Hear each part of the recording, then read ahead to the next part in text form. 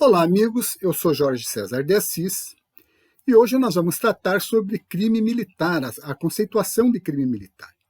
Nós vamos verificar que, efetivamente, de forma tradicional, os crimes sempre foram classificados entre crimes militares próprios e impróprios. E a partir da Lei 3.491 de 2017, essa classificação ganhou uma nova modalidade. Quando nós pretendemos falar em crime militar, nós devemos, antes de tudo, nos lembrar da Constituição Federal, que no artigo 5º, inciso 61, ele diz que ninguém será preso senão em flagrante delito ou por ordem escrita e fundamentada da autoridade judiciária competente, salvo nos crimes propriamente militares e nas transgressões disciplinares previstas em lei.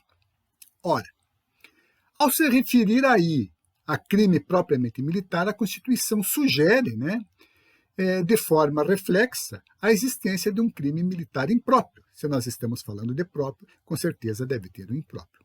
Essa mesma conclusão nós chegamos nos focando no artigo 64, inciso 2º do Código Penal Comum, que, tratando da reincidência, expõe de forma clara que não se aplicam para efeitos de reincidência, os crimes propriamente militares ou crimes militares próprios. Bom, então percebam que o crime militar próprio ele tem efeitos muito importantes em relação aos demais crimes.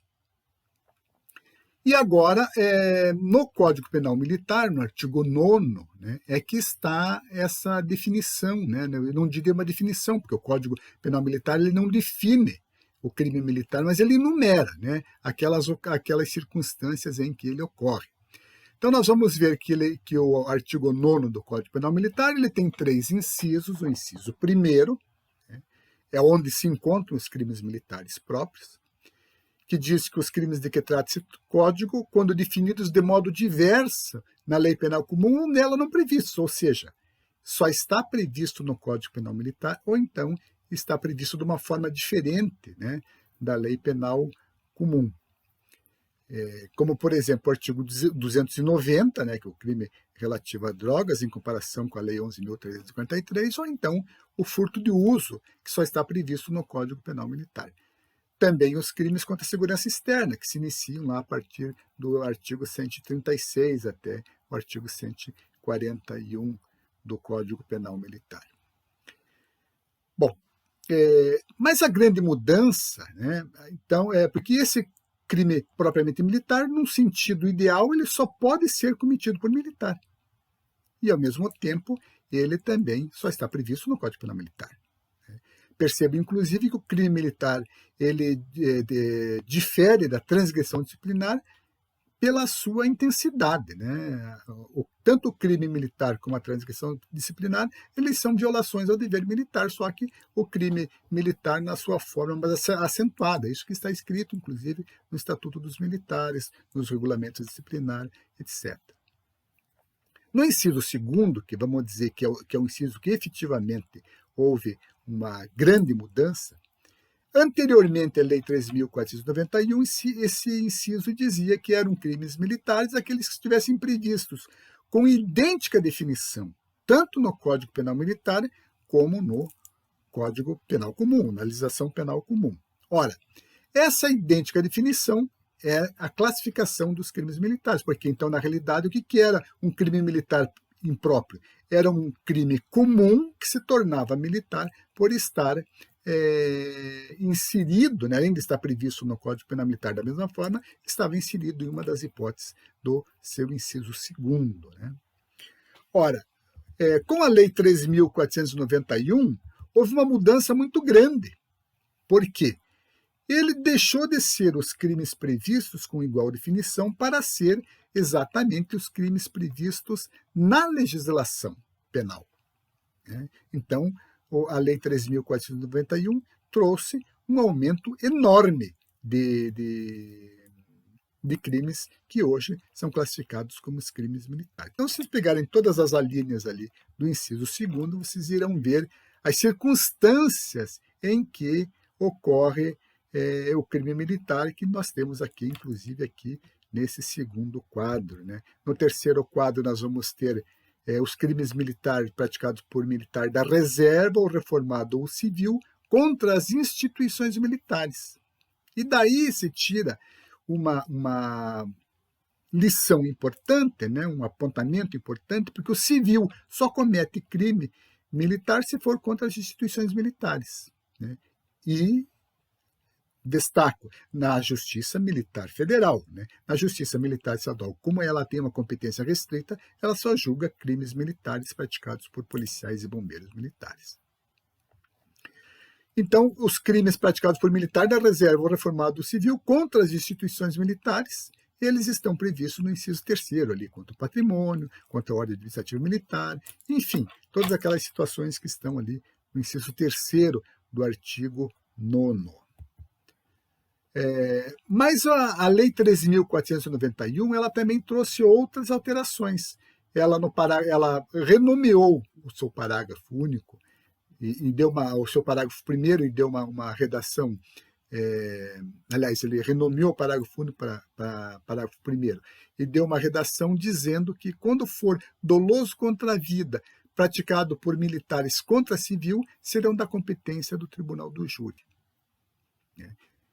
Percebo, inclusive, que esse parágrafo primeiro está ligado diretamente ao parágrafo segundo, porque o parágrafo segundo diz que se for crime doloso contra a vida e cometido por militares das Forças Armadas contra civil, serão da competência da Justiça Militar da União. Isso aí também, inclusive, é motivo de muita discussão, tendo, inclusive, a ação de declaração de inconstitucionalidade 5901 no STF. E o parágrafo segundo, ele enumera aquelas circunstâncias em que esses crimes serão considerados crimes militares. Então, percebam aí, por exemplo, que se for crime doloso contra a vida de civil praticado por militares estaduais, a competência é do tribunal do júri. Por quê? Porque no parágrafo 4º do artigo 125 da Constituição Federal existe essa previsão. Ok? Então, o que nós podemos dizer em termos de classificação? Hoje nós temos uma nova classificação doutrinária, né, do crime militar. Anteriormente, até a Lei 3.491, nós tínhamos o crime militar próprio e o crime militar impróprio. Hoje, nós temos também o crime militar por extensão. É desta forma que eu conceituo, né, que eu classifico essa nova modalidade de crime. Por quê? Extensão do quê? Extensão do inciso 2º do artigo 9º. Porque qualquer crime previsto em qualquer lei ou no Código Penal Comum, que não esteja previsto no Código Penal Militar, se ele for praticado em uma das hipóteses do inciso 2º do artigo 9º, ele vai se tornar crime militar. Existem outras designações. Há autores que chamam de crimes militares extravagantes, como, por exemplo, o professor Coimbra Neves, ou por equiparação à legislação penal comum. Mas eu prefiro a designação de crime militar por extensão, por ser exatamente extensão da norma do inciso 2º do artigo 9º. Bom, qual é o critério preponderante na classificação do crime militar? O critério preponderante na classificação do crime militar é o critério ex vis legis, ou seja, a lei não define, ela enumera. Então, crime militar é aquele que a lei diz que é. Mas existem critérios complementares. Existe o critério ratione materie, que exige uma dupla qualidade de militar no ato e no agente, como o artigo 187, deserção, e o 195, abandono de posto. Existe o critério ratione persone, onde o sujeito ativo é sempre militar. Ele apresenta-se de duas formas na parte especial, diretamente, como, por exemplo, no artigo 149 e 150, no motivo da revolta, de forma implícita, no artigo 157, 160 e outros, ao se referir, por exemplo, ao desacato ao superior, subentende-se que aquele que desacata, que é o inferior, é um militar. O terceiro critério, que está sempre ali na tipificação do crime militar, é o critério ratione loci, ou seja, é crime militar desde que praticado no lugar sob administração militar. E ratione temporis é aquele crime praticado em tempo de guerra, no artigo 10, ou então durante o período de instrução em manobras, que está previsto no artigo 9º, inciso 2º, na letra D. E como é que nós fazemos essa classificação do crime militar? Essa classificação do crime militar ela é feita de uma forma indireta, né? Em primeiro lugar, nós temos que verificar se aquele fato que nós queremos classificar, se ele está descrito na parte especial do Código Penal Militar. Não havendo identidade, em princípio, não se trata de crime militar. Em segundo lugar, nós devemos verificar se aquele fato se enquadra em uma das várias hipóteses do artigo 9º, encerrando aqueles critérios que nós já falamos anteriormente, ratione legis, matéria, persone, loci e temporis.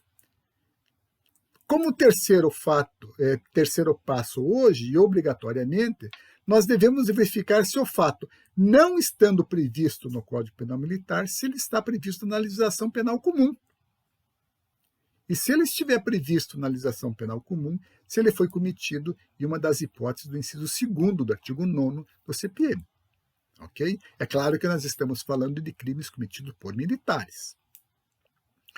Cumpridos esses passos iniciais, outros passos também devem ser dados, como aqueles que verificam, por exemplo, a existência de uma causa excludente de criminalidade, pois o tipo legal indicia a antijuridicidade. Somente o tipo legal há um indício de antijuridicidade. Agora, se existir uma causa excludente de criminalidade, não há crime, né? Legítima defesa, por exemplo, não há crime. Mas eu dou um destaque especial para esse quinto passo, que é a análise da efetiva ofensa à instituição militar, considerada como um fator determinante dessa caracterização de crime militar. Por quê? Porque se não houver uma efetiva ofensa, ainda que seja cometido por militar contra militar, necessariamente ele não será militar. Cito como, por exemplo, um crime passional fora do quartel, ocorrido entre dois militares. Nós já temos vários exemplos nesse sentido, inclusive que já passaram pelo STF, e que não tem nada a ver com a instituição militar. É claro que existe uma corrente que dá à letra A do inciso 2º, né, militar contra militar, um entendimento assim apegado, muito forte, né, que sempre será crime militar, mas eu defendo que se não houver uma efetiva ofensa, não pode ser crime militar. Então, sobre a classificação de crime militar e essa tipificação, que é uma tipificação indireta, é o que nós tínhamos a dizer hoje, né? Voltaremos em outras oportunidades com mais flashes, né, com mais gotas de direito militar, a fim de irmos nos aprofundando na seara desse direito especial. Muito obrigado.